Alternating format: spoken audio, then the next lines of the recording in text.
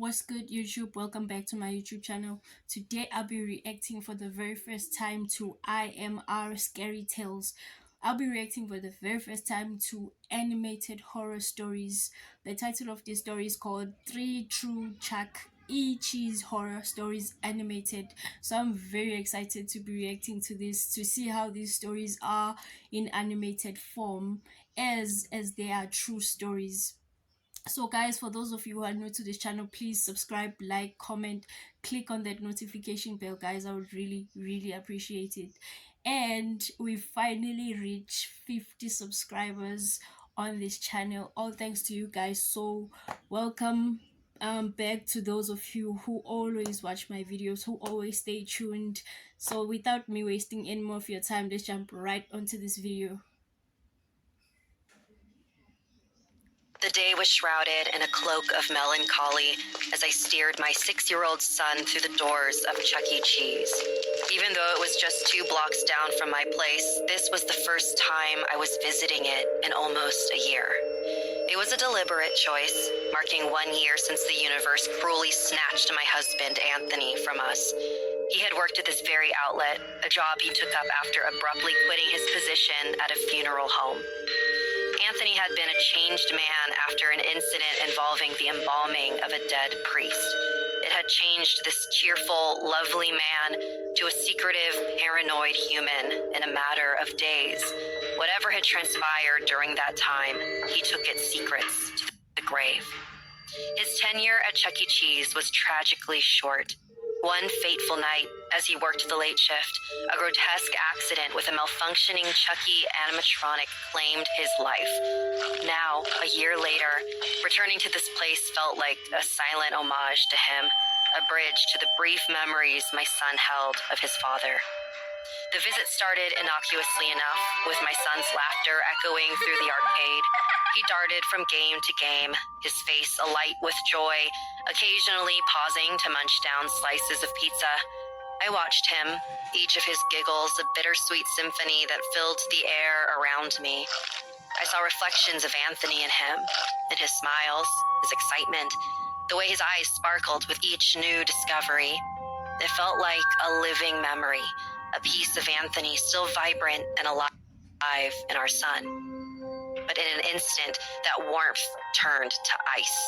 I looked away for a mere moment, lost in my reverie, and when my gaze returned to where my son had been playing, he was gone. Panic clawed at my throat as I called out his name, my voice lost amidst the cacophony of games and children's shouts. Desperation drove my steps as I wove through the crowd, my eyes searching frantically for any sign of him. The Chuck E. Cheese staff, noticing my distress, quickly rallied to assist. They were kind, their faces etched with concern, but the growing fear in my heart overshadowed their reassurances. Evan, a staff member, helped me. We scoured the place, our search turning more frantic with each passing minute. The staff made repeated announcements over the PA system, and some empathetic patrons joined our search, their eyes mirroring my worry. Even the CCTV footage was scrutinized by Evan, but it offered no clues. My son had simply disappeared within the walls of Chuck E. Cheese. As the place began to empty, the atmosphere thickened with an eerie quiet. It was then, in the dimming light and the fading echoes of the day's joy, that Evan made a chilling observation. There were 5 animatronics, a mainstay of Chuck E. Cheese, at that outlet. But when Evan counted, he came up 1 short. One of the life-size Chucky figures was missing. Our search became more targeted, leading us behind the scenes to the staff-only areas where remnants of joy gave way to silent corridors and locked doors. And then, breaking the stillness, we heard it, the unmistakable sound of my son's laughter. It was coming from behind one of the locked doors. We called out to him, our voices tinged with both relief and fear. He didn't respond. The laughter continued, haunting sound that seemed out of place in the deserted back rooms. Evan, sensing the urgency, shouldered the door open with a forceful push. As the door swung open with a resounding crash, we stepped into a scene that was as surreal as it was chilling. There, in the middle of the room, sat my son. He was cross-legged on the floor, his back to us, engaged in what seemed like a conversation with an animatronic Chuck E. Cheese. The room was unlike any other part of the establishment. It was smaller, almost claustrophobic, with walls adorned with pagan symbols and cryptic drawings. Candles flickered in the dim light, casting eerie shadows that danced across the walls. The air was heavy, saturated with a sense of foreboding that made me shudder. "Honey?" I called out tentatively, my voice a mix of relief and dread. My son turned his face, lighting up upon seeing me, but there was a strangeness in his eyes that I couldn't place. "Mommy, Daddy was talking to me through Chucky," he explained, pointing at the animatronic figure. His words sent a cold shiver down my spine. Anthony? Speaking through an animatronic? The animatronic itself was unnervingly still, its painted eyes staring blankly ahead. It was a grotesque parody of the cheerful mascot, its presence in the macabre setting a twisted mockery. As I moved to pick up my son, the animatronic's head suddenly turned to face me. Its mechanical voice, unnaturally cheerful, rang out. "Hi, Susan. You look gorgeous as ever." I froze, my heart pounding in my chest. This was impossible, yet the familiar use of my name, the tone, it was unmistakably Anthony's, but how could that be? The animatronic, now animated with a life of its own, began to speak in Anthony's voice. It told a tale that was as heartbreaking as it was horrifying. Anthony had been haunted by the spirit of the dead priest he had embalmed, driven to set up this secret room for communing with the spirit. But the spirit had been malevolent, seeking a way to break free, leading to the tragic accident that took Anthony's life. Now, as a spirit himself, Anthony had found a way to communicate through the animatronic, waiting a year to speak to our son. The revelation was overwhelming, and I found myself drawn into a conversation with my husband's spirit. He spoke of a ritual, a way for him to come back to life. My heart ached with longing and hope. Evan protested, warning of the dangers of meddling with such forces, but I was too consumed by grief and the desire to have Anthony back. But then, a chilling moment shattered the illusion. During our conversation, the animatronic, supposedly channeling Anthony, failed to recall the name of our pet dog, a detail Anthony would never forget. It was then I realized the horrifying truth. It wasn't Anthony's spirit, but the malevolent priest impersonating him. Panic set in as we realized the danger we were in. We turned to flee, but the animatronic lurched to life, chasing us with jerky, unnatural movements. My son clung to me, his cries piercing the tense air as we dashed through the maze-like back corridors of Chuck E. Cheese. The chase was nightmarish, the animatronic's mechanical laughter echoing through the halls as we ran. In a horrifying turn, Evan was injured, leaving me to navigate the twisting corridors with my son in tow. Soon, the evil Chucky had cornered me and my son. I swear to God, I had almost given up then. All I wanted was for my son to be safe. That's when I saw a reflection in a piece of glass. It was Anthony's spirit. It was a fleeting image, but it gave me a sliver of hope. His spirit guided an axe to fall beside me, and with a surge of adrenaline, I picked it up and swung it with all my might, once and again, severing the animatronic Chucky into pieces.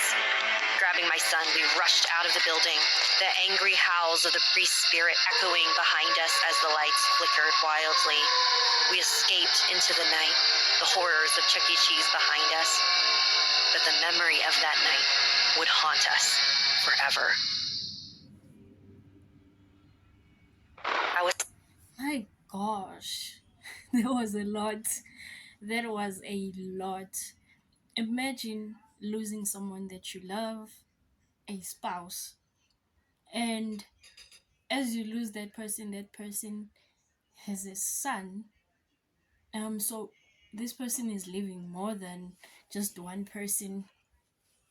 He's leaving two people who are very important to him, dying in a tragic accident, and waiting a long year to even go back to the place that he was working at because of the grief of how much you were grieving for this person.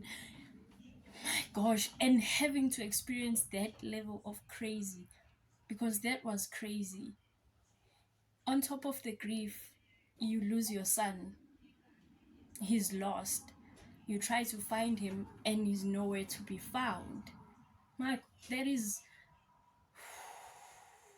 imagine your mental health at this point. Imagine your mental health, the trauma, the grief all at once is a lot. It is a lot. But I really enjoyed the intensity of that story, the way it just kept on building up until they reached the part whereby they found the kid and is with the animatronic and he's suddenly talking like his husband, and her grieving, she almost falls for the trance that this is in fact her husband's spirit. My gosh.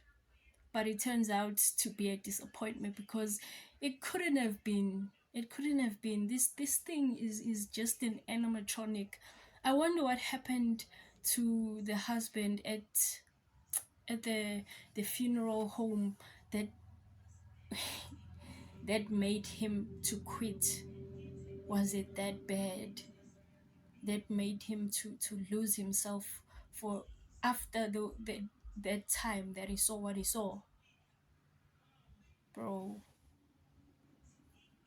7 when it happened. My family and I were visiting Chuck E. Cheese, which was once the best pizzeria in town. It was my birthday, and my parents wanted to treat me with the best food and entertainment money could buy, within our budget, of course. Now, at first, you might be thinking that I'm the victim of this story. No, far from it. I was only a witness. At the time, it was just my sister and I along with our parents. Margaret was around 5 years old. It had just turned 5 in the afternoon when we pulled up in the car park outside, and the weather was far too cold to stay out in for too long. Once we were out of the car, we hurried inside as a flood of people came rushing out, all walking to their cars. It must have been the entire restaurant that left, as the second we were inside, we realized that it was just us. The restaurant was practically empty. As my eyes scanned over the room, I was quite shocked at the state of the place. There were tipped over tables, food splattered against the floor, and not a worker in sight to deal with any of it. Do you want to go somewhere else, Kathy? My father asked. There's got to be at least one table still free. Could we have a look? My father smiled. Of course we can, honey. Just as the four of us started walking, my eyes tracked something moving in the far side of the room. I turned my head to follow it. I was now staring at the face of Chuck E. Cheese himself, his head poking halfway out of a door that read Backstage. I felt my skin shiver as it began sinking further and further back into the door, closing it slowly behind him. Suddenly, my ears pricked up at the sound of the animatronics as they began playing a new song, at the same time that my mother called out that she had spotted a table. Found one! We all swiveled around. The relatively untouched table sat motionless in the opposite corner of the room. It was right below the stage and extremely close to the backstage door from earlier. I had another scan around the room, but that really was the best we were going to get. So, cutting our losses, we all went and sat down. Ah, that's right. There aren't any workers here. My father pointed out. I need the toilet, Margaret wailed. Okay, Catherine, you take Maggie to the toilet, and your mother and I'll try and find some bloody service around here. And with that, the two of them stood up and began prowling the area for signs of life. I took Margaret's hand and began leading her over towards the toilet. To my surprise, the sign for the toilet was plastered right over where the backstage sign had been. Just a few meters away, I saw backstage written on an entirely separate door. I thought I might have just made it up in my head, so I pulled Margaret towards the one that had toilet written across it. On our way, I started to notice more and more about the establishment. The place looked borderline derelict, as if left untouched for years, left to rot. How were people still visiting? As we came closer to the door, I stopped to peer at it. There were these foul and grubby finger marks plastered all over it. I ignored it again. If the rest of the place looked so disgusting, then it was no surprise that the door would be the same. I could see Margaret needed the toilet badly. She was starting to squirm. I took a deep breath, placed my hand on the door, and in we went. It was completely pitch black inside. As I tried to find the light switch, taking Margaret's hand behind me, I led the both of us along the wall, searching for it. We had only moved a couple of meters, but the darkness had completely enveloped the both of us, even though the door was still wide open, letting just enough light in for us to see a figure pop up from behind us. The light suddenly cut out as the door slammed shut. Someone was in there with us. I held Margaret close to me, staring at where the door was. A red light suddenly appeared. The face of Chuck E. Cheese appeared with it. It hovered for a moment, not moving, just staring. After just a few seconds, it vanished. I held Margaret even tighter as I began sprinting away in the darkness. I couldn't see where I was going, but any direction was better than the one that led to that thing. The panic blinded me. I ran straight into a wall, almost with enough force to knock myself out.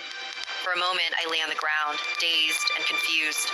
Once I regained some sense, I realized that my hand had let go of Margaret's. I went into a frenzy. I threw my body around the floor, begging to find her, but to no avail. Hope was slipping until I heard a shuffling noise emerge from behind me, followed by a muffled scream. Got you. I only had one choice. I leapt up and shrieked as loud as I could. All of a sudden, a stampede of loud footsteps came charging towards the door from the outside.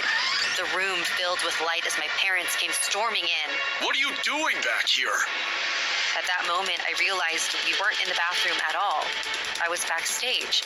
My parents' eyes soon stopped staring at me when all three of us noticed the Chuck E. Cheese mascot standing in the corner of the room, right next to the exit door. One hand was leaning on it, the other clutched hold of Margaret. There was a large gash on her forehead. Her eyes were closed. I turned back to face my father, but he was already charging towards it. In response, the mascot dropped Margaret and threw itself out the door. My dad lost it down the alleyway outside. After that, we called both the police and an ambulance for Margaret. The police investigated the place and found bodies scattered all over. There were a few under the stage, but the main lot were all stuffed behind boxes backstage. Margaret had been this close to joining them. Shortly after, the police shut the place down. The mascot responsible for it all was never caught. However, the police had managed to find the costume. They reported that it was filled with dried blood and bits of rotten flesh. Nobody knows what happened to the person inside. Our family never returned to a Chuck E. Cheese after that. Every costume could be hiding the murderer. It was only a matter of time.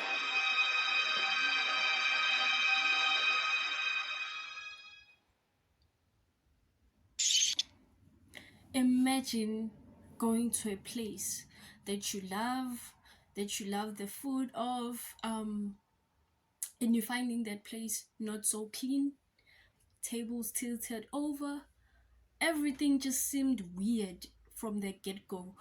If I were the parents of those kids, I wouldn't have allowed us to even find a table, just because you as a child want to eat here, even though you are seeing this condition of this place, that it's not good.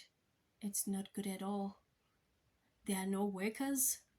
And when you go to the bathroom, because there was a sign that there is a bathroom backstage, and then you find out that your child was almost kidnapped and killed, probably because they did say that bodies were found all around the Chuck E. Cheese, from under the stage,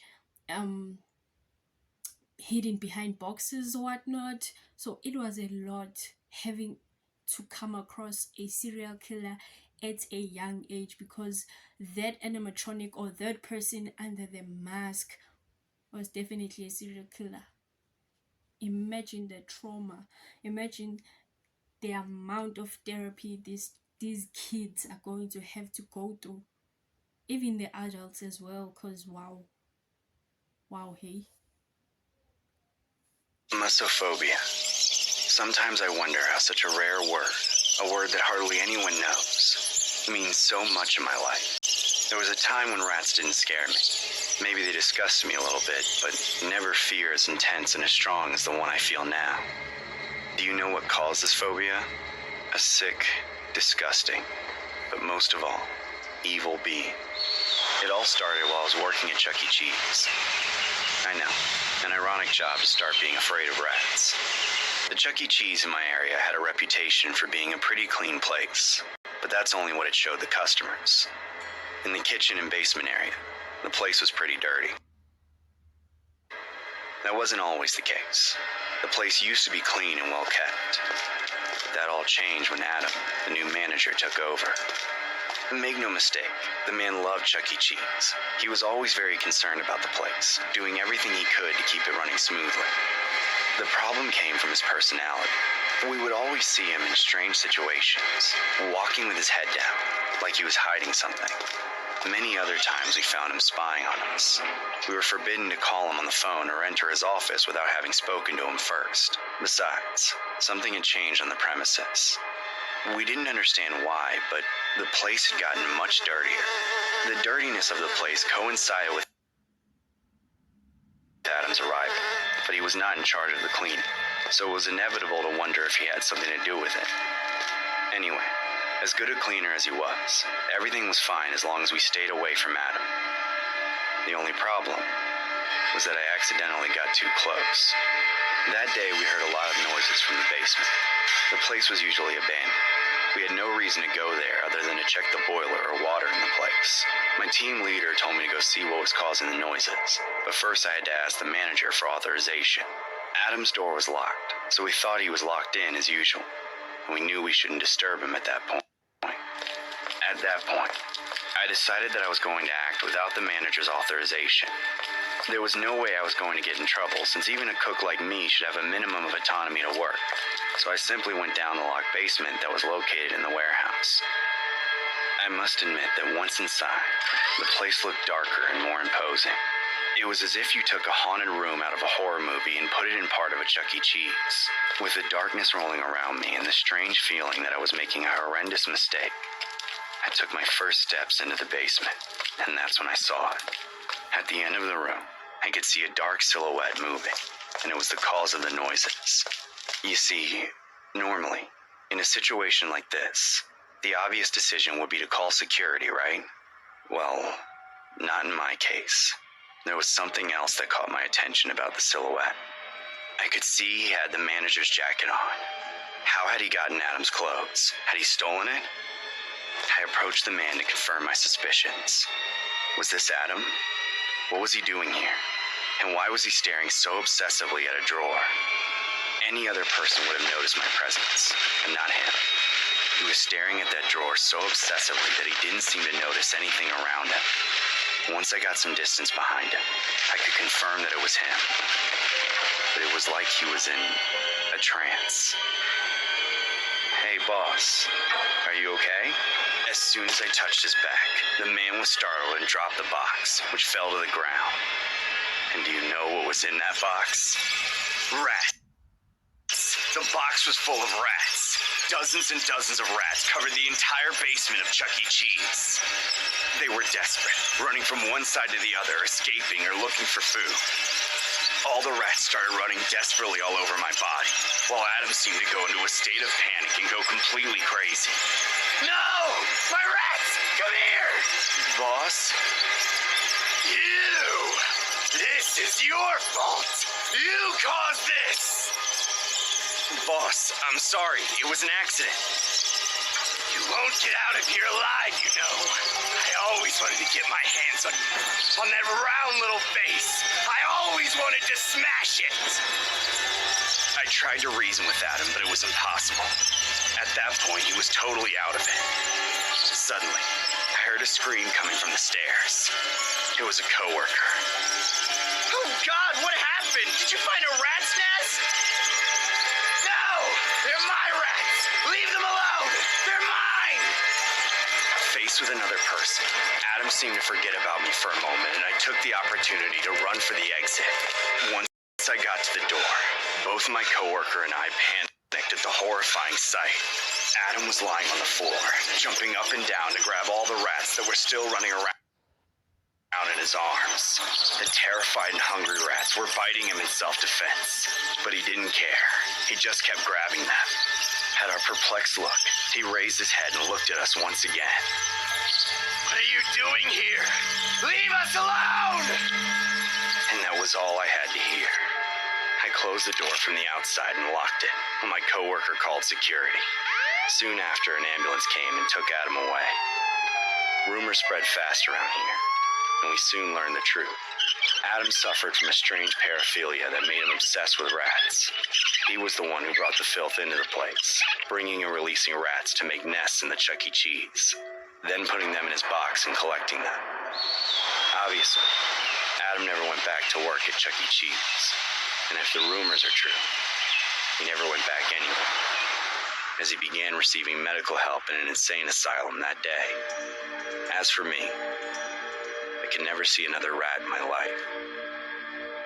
I had to give up Chuck E. Cheese, because every time I saw the rat animation, it scared me. I can't help but think of all those hungry rats that scoured my body in desperation, looking to escape from a psychopath who held them captive. Every night I think the same thing. What would have happened if my coworker hadn't gone into the basement? I think only Adam knows.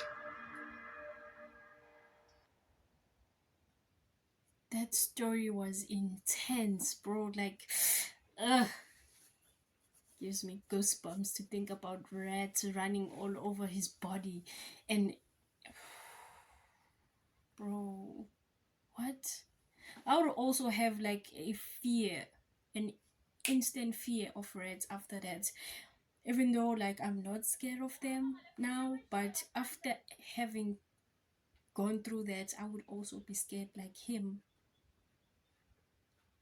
I didn't even know there was a medical condition for. My gosh, some people are obsessed with rats. Jesus, there's a lot going on that we have no idea of.